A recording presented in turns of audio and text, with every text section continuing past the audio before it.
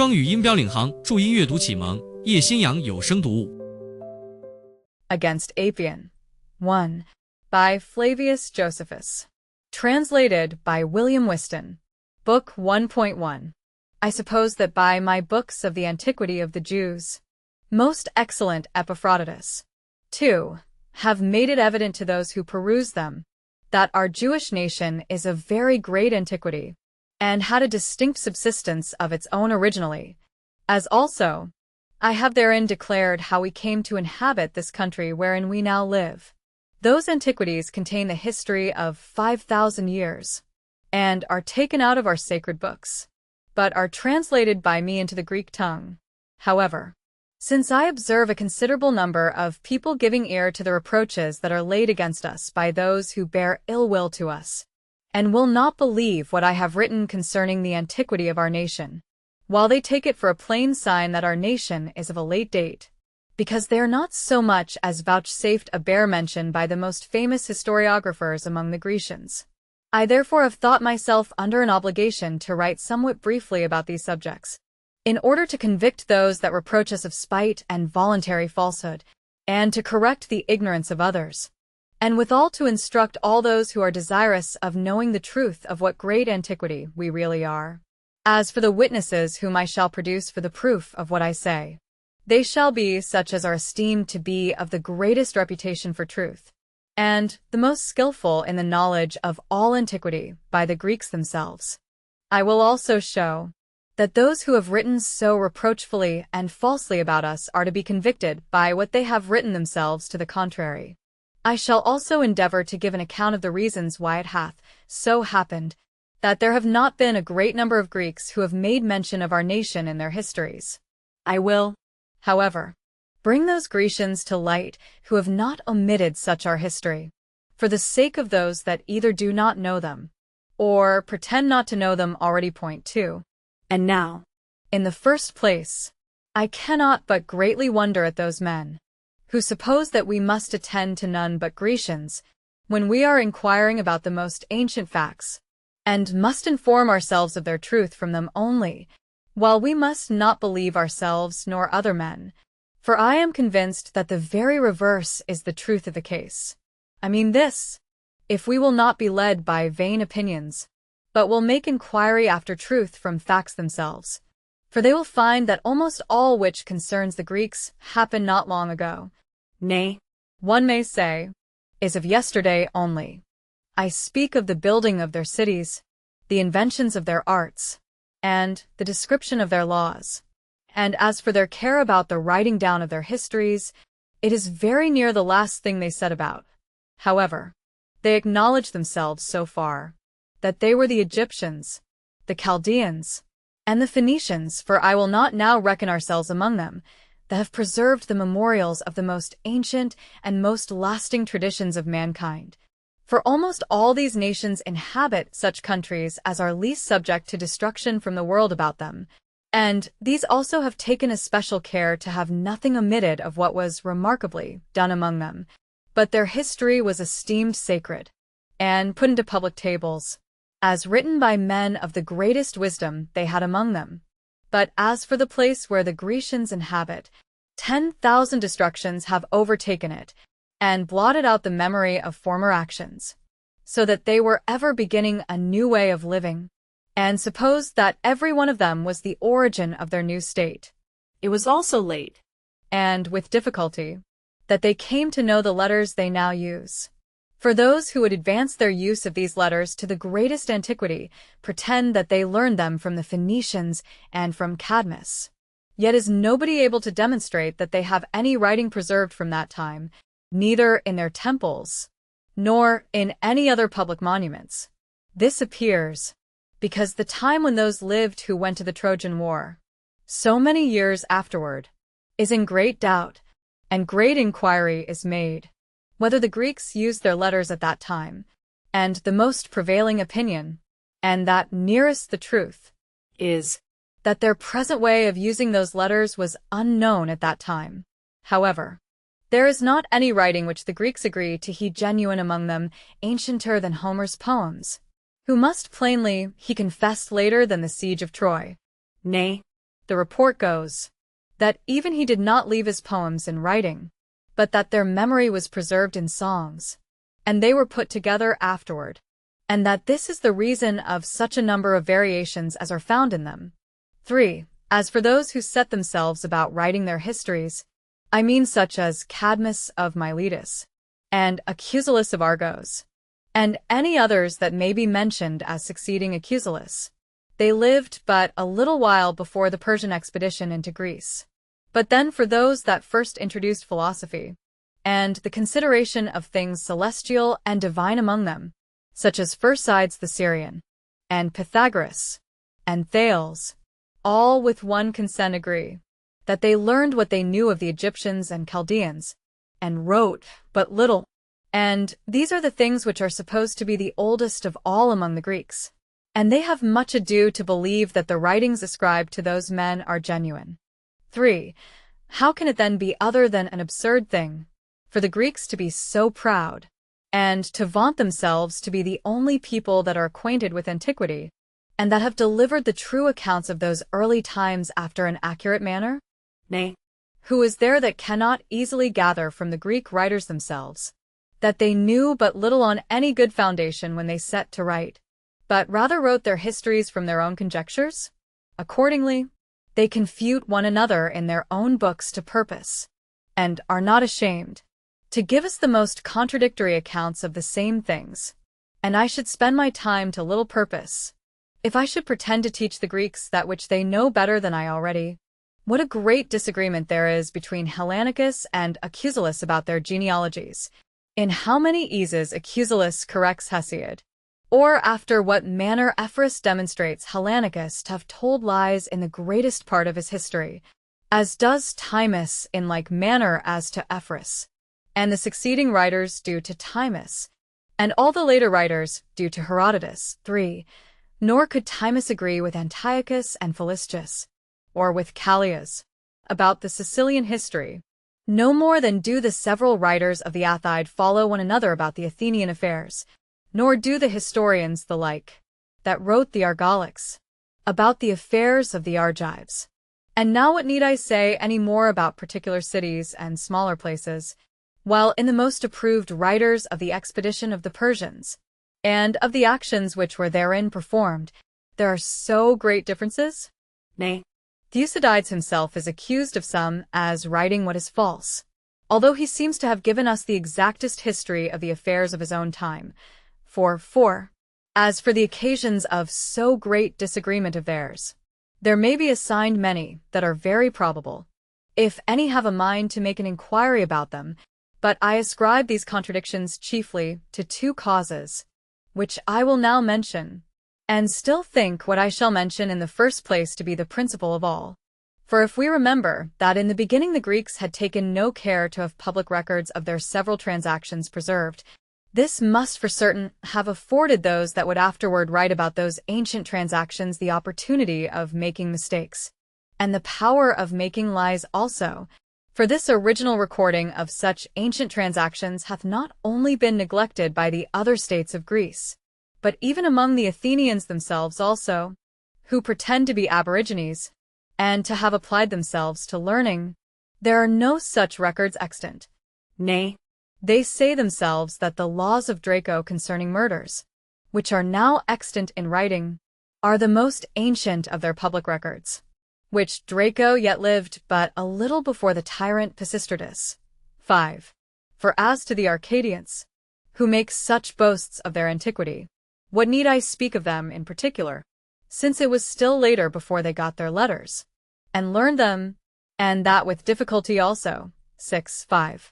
There must therefore naturally arise great differences among writers, when they had no original records to lay for their foundation, which might at once inform those who had an inclination to learn, and contradict those that would tell lies. However, we are to suppose a second occasion besides the former of these contradictions. It is this, that those who were the most zealous to write history were not solicitous for the discovery of truth, although it was very easy for them always to make such a profession, but their business was to demonstrate that they could write well, and make an impression upon mankind thereby. and in what manner of writing they thought they were able to exceed others. To that did they apply themselves. Some of them betook themselves to the writing of fabulous narrations. Some of them endeavored to please the cities or the kings by writing in their commendation. Others of them fell to finding faults with transactions or with the writers of such transactions, and thought to make a great figure by so doing. And indeed these do what is of all things the most contrary to true history. For it is the great character of true history that all concerned therein both speak and write the same things, while these men, by writing differently about the same things, think they shall be believed to write with the greatest regard to truth. We therefore, who are Jews, must yield to the Grecian writers as to language and eloquence of composition, but then we shall give them no such preference as to the verity of ancient history, and least of all, as to that part which concerns the affairs of our own several countries. Point 6. As to the care of writing down the records from the earliest antiquity among the Egyptians and Babylonians, that the priests were entrusted therewith, and employed a philosophical concern about it, that they were the Chaldean priests that did so among the Babylonians, and that the Phoenicians, who were mingled among the Greeks, did especially make use of their letters, both for the common affairs of life, and for the delivering down the history of common transactions. I think I may omit any proof, because all men allow it so to be. But now as to our forefathers, that they took no less care about writing such records, for I will not say they took greater care than the others I spoke of, and that they committed that matter to their high priests and to their prophets, and that these records have been written all along down to our own times with the utmost accuracy. Nay, if it be not too bold for me to say it, our history will be so written hereafter. I shall endeavor briefly to inform you. Point 7. For our forefathers did not only appoint the best of these priests, and those that attended upon the divine worship, for that design from the beginning, but made provision that the stock of the priests should continue unmixed and pure. For he who is partaker of the priesthood must propagate of a wife of the same nation, without having any regard to money, or any other dignities. But he is to make a scrutiny, and take his wife's genealogy from the ancient tables, and procure many witnesses to it. 7. And this is our practice not only in Judea, but wheresoever any body of men of our nation do live, and even there an exact catalogue of our priests' marriages is kept, I mean at Egypt and at Babylon, or in any other place of the rest of the habitable earth, whithersoever our priests are scattered, for they send to Jerusalem the ancient names of their parents in writing, as well as those of their remoter ancestors, and signify who are the witnesses also. But if any war falls out, such as have fallen out a great many of them already, when Antiochus Epiphanes made an invasion upon our country, as also when Pompey the Great and Quintilius Varus did so also, and principally in the wars that have happened in our own times, those priests that survive them compose new tables of genealogy out of the old records, and examine the circumstances of the women that remain. For still they do not admit of those that have been captives, as suspecting that they had conversation with some foreigners. But what is the strongest argument of our exact management in this matter is what I am now going to say, that we have the names of our high priests from father to son set down in our records for the interval of 2,000 years. And if any of these have been transgressors of these rules, they are prohibited to present themselves at the altar, or to be partakers of any other of our purifications, and this is justly, or rather necessarily done, because everyone is not permitted of his own accord to be a writer, nor is there any disagreement in what is written, they being only prophets that have written the original and earliest accounts of things as they learned them of God himself by inspiration, and others have written what hath happened in their own times, and that in a very distinct manner also. Point 8. For we have not an innumerable multitude of books among us, disagreeing from and contradicting one another, as the Greeks have, but only 22 books, 8, which contain the records of all the past times, which are justly believed to be divine, and of them 5 belong to Moses, which contain his laws and the traditions of the origin of mankind till his death. This interval of time was little short of 3,000 years. But as to the time from the death of Moses till the reign of Artaxerxes, king of Persia, who reigned after Xerxes, the prophets, who were after Moses, wrote down what was done in their times in 13 books. The remaining 4 books contain hymns to God, and precepts for the conduct of human life.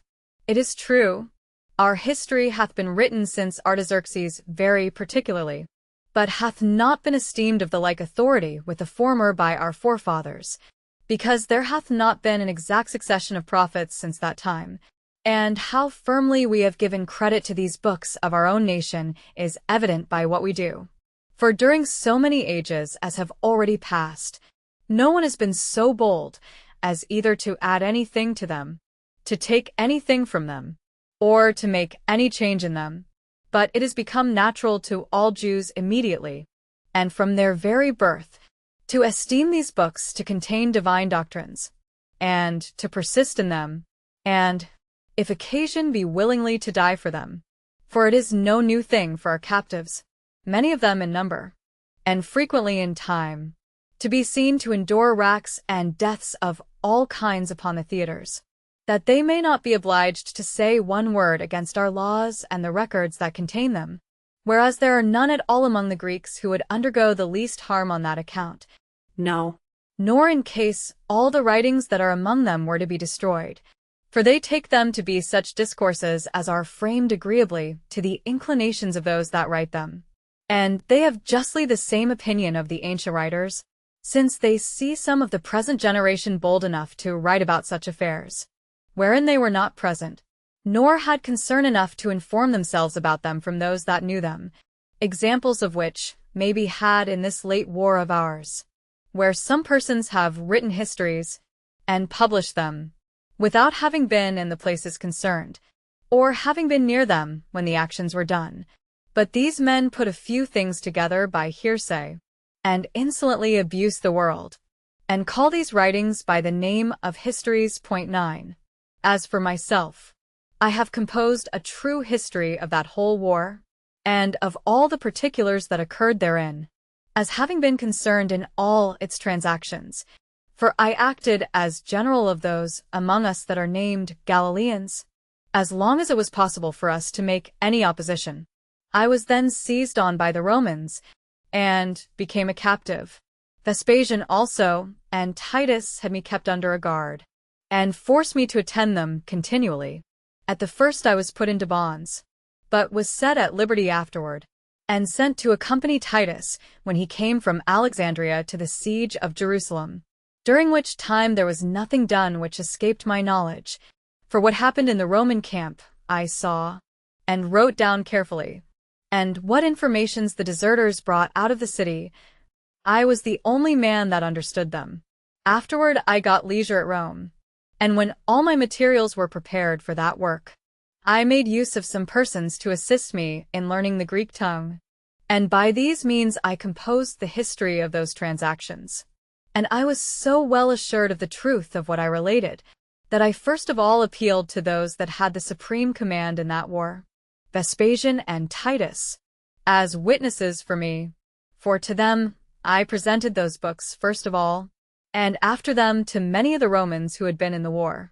I also sold them to many of our own men who understood the Greek philosophy, among whom were Julius Archelaus, Herod, king of Chalcis, a person of great gravity, and King Agrippa himself, a person that deserved the greatest admiration. Now all these men bore their testimony to me, that I had the strictest regard to truth, who yet would not have dissembled the matter, nor been silent, if I, out of ignorance, or out of favor to any side, either had given false colors to actions, or omitted any of them. 10. There have been indeed some bad men, who have attempted to calumniate my history, and took it to be a kind of scholastic performance for the exercise of young men.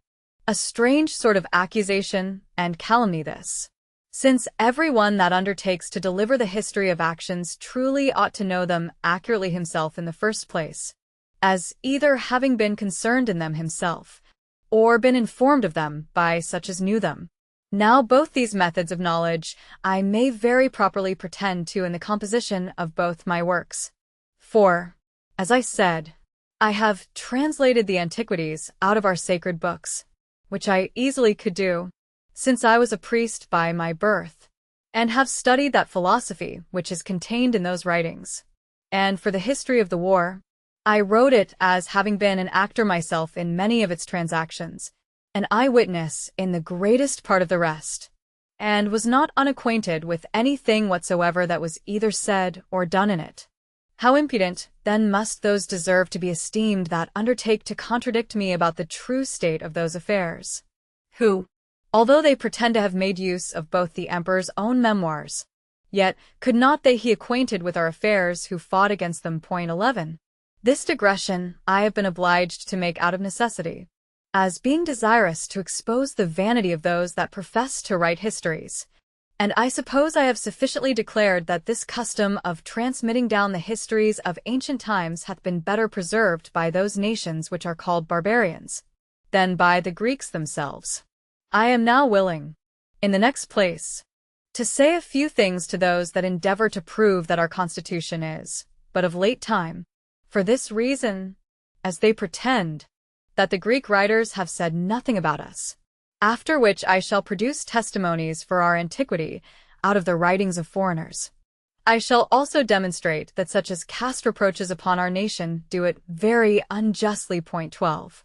As for ourselves, therefore, we neither inhabit a maritime country, nor do we delight in merchandise, nor in such a mixture with other men as arises from it, but the cities we dwell in are remote from the sea, and having a fruitful country for our habitation, we take pains in cultivating that only.